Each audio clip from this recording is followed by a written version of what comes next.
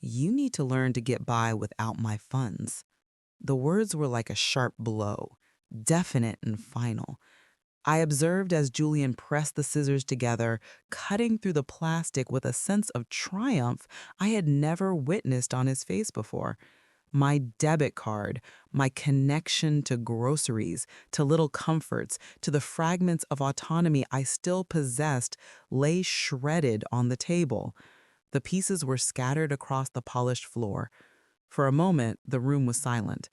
I bent down slowly, my knees stiff at my age, and gathered them one by one. I didn't object. I didn't scream.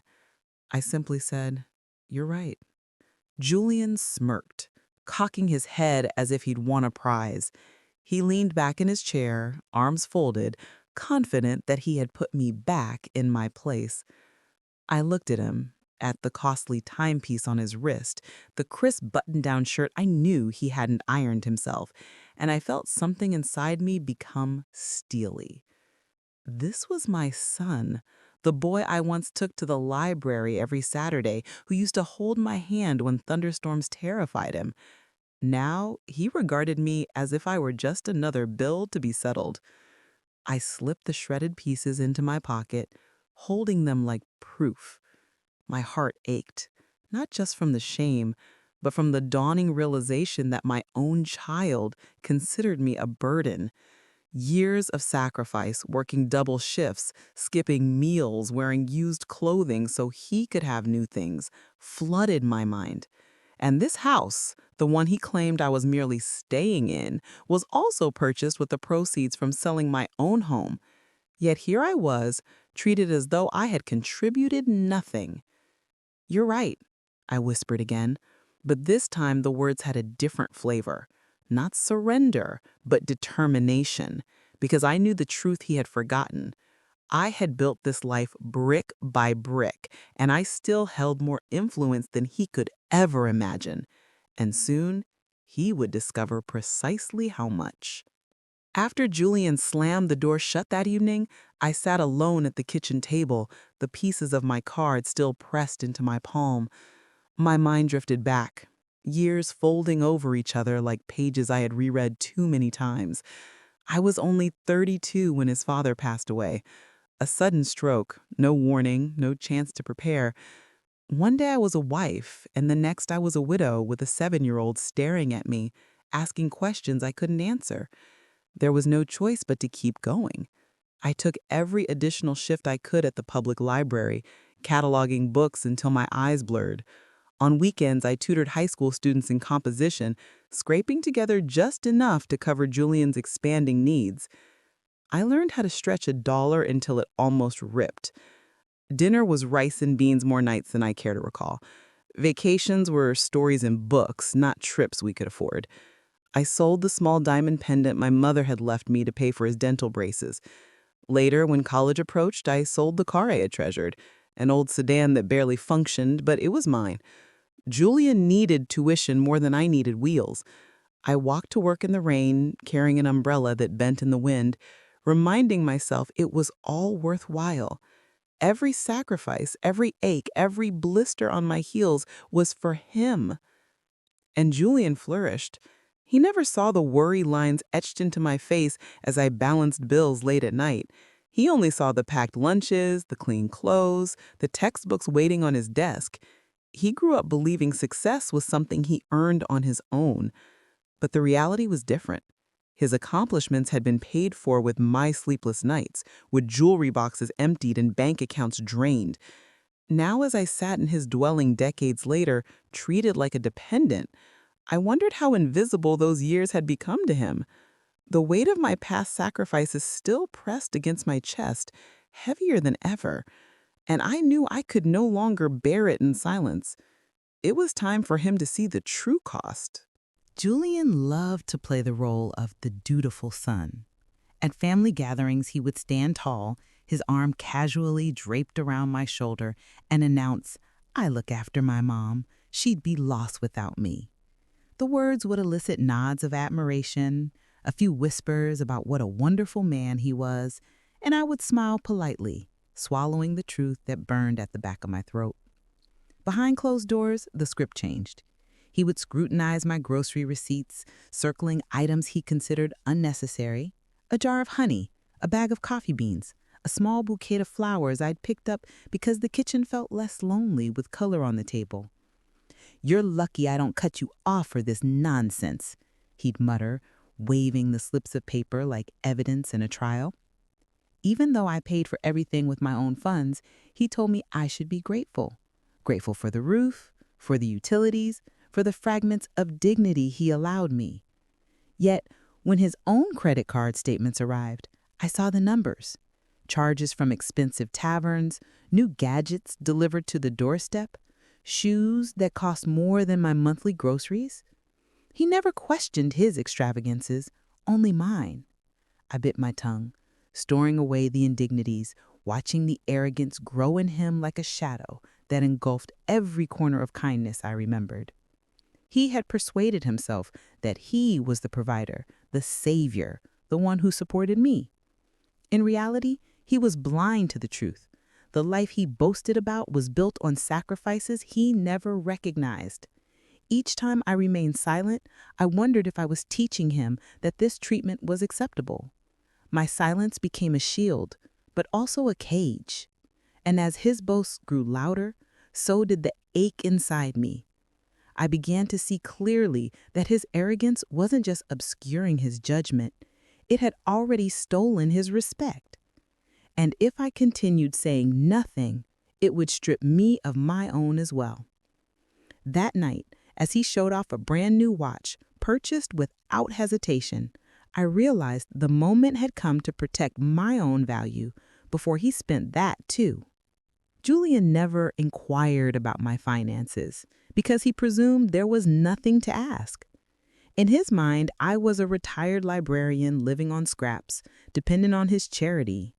He had no idea that after my retirement, while he was busy showing off his promotions, I had been quietly building something of my own. It began with a small account I opened at a different bank, one he didn't know about. Each month, I tucked away a portion of my pension, sometimes only a few $100s, sometimes more. I refused to let him see the statements. He thought I spent every cent on groceries and church donations, and I allowed him to believe it. But I didn't just save. I learned. I read about bonds, mutual funds, and high-yield accounts. At night, when the house was quiet, I studied interest tables and return projections the way I used to grade essays. Slowly, the numbers grew. What began as a cautious safety net became something far greater. Now spread across several accounts, my savings amounted to over $240,000. It was a modest sum compared to the fortunes in magazines, but for me, it represented freedom. It meant I would never truly require Julian's support. It meant the option to leave was always mine, even if he hadn't yet realized it. And then there was the cottage, a weathered little house on the edge of town, paid for in full years ago, standing in my name alone. I'd kept it a secret, fixing it up bit by bit with funds Julian thought had disappeared into bills. He never knew it existed because he never imagined I could hold on to anything without him. Every receipt, every bank statement, every deed was tucked into neat folders in the locked drawer of my desk. I kept them the way a teacher keeps lesson plans, organized, thorough, ready to prove a point when the time came. And I knew that moment was approaching. The arrogance in Julian's voice, the entitlement in his eyes. It was only a matter of time before I would have to show him what he had chosen to ignore. It was meant to be something small, a simple frock for the church fundraiser. I hadn't purchased anything new in ages, and when I found it on clearance, I thought it was a harmless indulgence. But when Julian found the receipt on the counter, he held it up like a verdict. $180. Are you insane, Mother? His voice resonated through the house, sharp and full of disdain. This is irresponsible. You can't just throw money away like this. I stood still, watching him wave the slip of paper. Julian, it's not some extravagance. It's for one evening, a special occasion. And besides, Do you recall that golf trip you took last month that cost $3,000? That's different, he snapped. Golf is for networking. It's for my career. Your dress is nothing but vanity. I felt the words sink in like stones, heavy and unjust. For decades, I had gone without so he could have everything: sports, college, trips abroad. And now, when I finally permitted myself one modest purchase, he dared to call me wasteful? The hypocrisy was intolerable. I could hear the echo of my own footsteps on rainy pavements, carrying groceries after selling my car. I could see the empty box where my jewelry had once been, traded for his tuition. Every sacrifice returned to me in that moment, sharper than his voice. Without another word, Julian stormed to his desk, grabbed the scissors, and came back. I knew what was coming, but I didn't move. He held my debit card in the air like a trophy and sliced it in half, the plastic cracking under the blades. The pieces fluttered to the floor.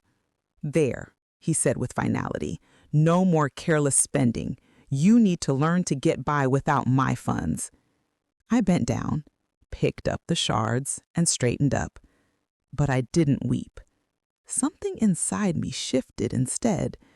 My patience, stretched thin for too long, had hardened into resolve.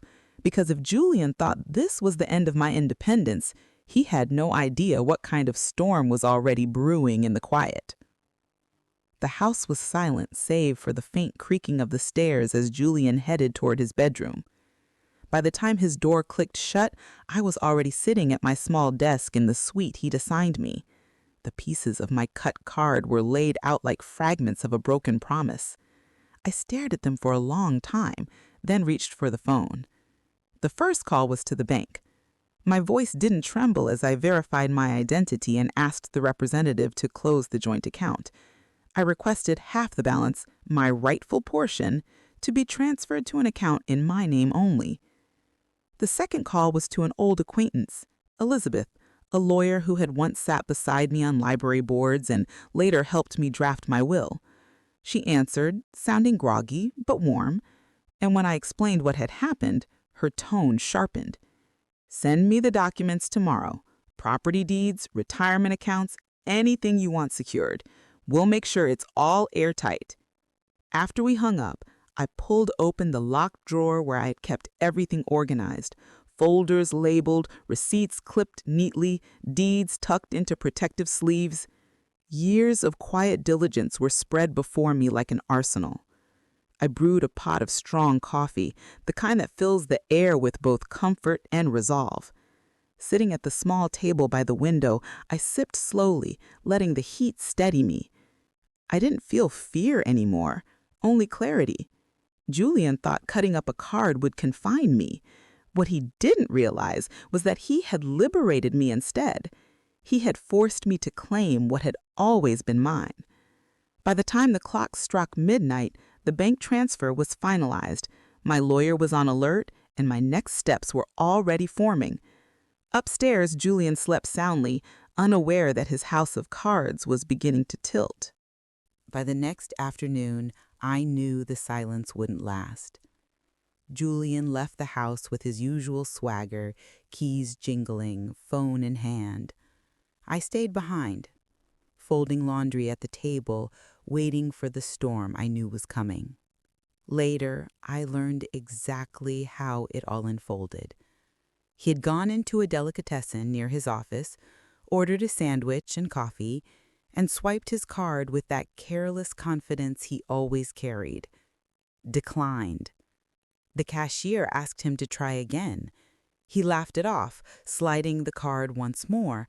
Declined. This time, the line behind him grew restless. Someone sighed. Another whispered. The cashier's brow furrowed as she repeated the word like a gavel falling. Declined. Julian's face burned red. He fumbled for another card, muttering something about the machine being faulty, but the damage was done. Eyes were on him, watching the man who boasted about his financial control suddenly falter. He stormed out, leaving the sandwich untouched. Out in the parking lot, he called the bank. His voice, usually dripping with authority, now carried a hint of panic. "Listen, this is Julian Rowan. My card's not working. What's going on?" The representative checked the account. "Sir, your joint account was closed this morning at 9:30 by the co-holder, Mrs. Maribel Rowan. Funds were transferred accordingly." There was a pause, long enough for me to imagine his breath catching. "She can't do that," he stammered. "Yes, sir. In joint accounts, either party has equal authority to close or withdraw. The balance was split, and your portion remains accessible in your personal account." The words hit him harder than the whispers in that deli line. The money he thought was solely his had never been just his. It was ours, and now it was divided. He hung up and drove home, pale and tight-jawed. I heard the front door slam hard, the heavy thud of his shoes across the floor, and when he called my name, his voice carried not triumph, but the raw edge of disbelief. The door slammed hard enough to rattle the frame, and Julian's voice followed, sharp and frantic. "Mom, what did you do?" I didn't look up right away. I kept folding the towel in my hands, smoothing the edges until they lined up neatly before placing it on the stack. Only then did I meet his eyes. "I did exactly what you told me to do. I learned to live without your funds." His face was flushed, his chest heaving. "You closed the account. Do you have any idea what you've done? I withdrew my half, $87,000, nothing more." The color drained from his cheeks. He hadn't expected me to know the exact figure. His mouth opened, but no words came. "I've watched you for years, Julian, pretending you carry me while spending freely on yourself." He tried to speak, but his throat worked uselessly, the fight slipping out of him. The man who had mocked me as dependent now stood cornered by his own lies. "And one more thing," I added, letting my voice harden. "You've assumed all this time that I don't understand money, but I've been saving too. Over $200,000 spread across accounts and investments, independent of you, independent of anyone." The room went quiet, except for the hum of the dryer. Julian's eyes darted from my face to the folded towels, as if the truth itself was too heavy to hold. He sank into a chair. No arrogance left, just shock. I placed the last towel on the pile and wiped my hands clean. The silence between us carried more weight than any argument ever could, and I knew the balance in this house had shifted for good. Julian sat hunched at the kitchen table, his hands gripping the edge as if it might keep him steady. I set the folded towels aside and pulled out a chair across from him. For once, he didn't try to fill the silence with his usual bravado. He just stared at me, waiting for me to soften, to retreat the way I always had. But I didn't. "This ends now," I said quietly. "From this day forward, I am not your dependent. I am your equal." His jaw tightened. "Mom, you don't understand. I understand perfectly. I understand that you built a story where you were the provider and I was the burden. But that story isn't true, and I won't let you use it anymore." The words seemed to hollow him out. He nodded slowly, his eyes fixed on the table. "Fine, we'll do it your way." But I heard the difference in his tone. This wasn't respect, this was fear. The fear of being exposed to others, of losing the image he had built. He wasn't agreeing because he believed in me. He was agreeing because he had no choice. I let the silence stretch.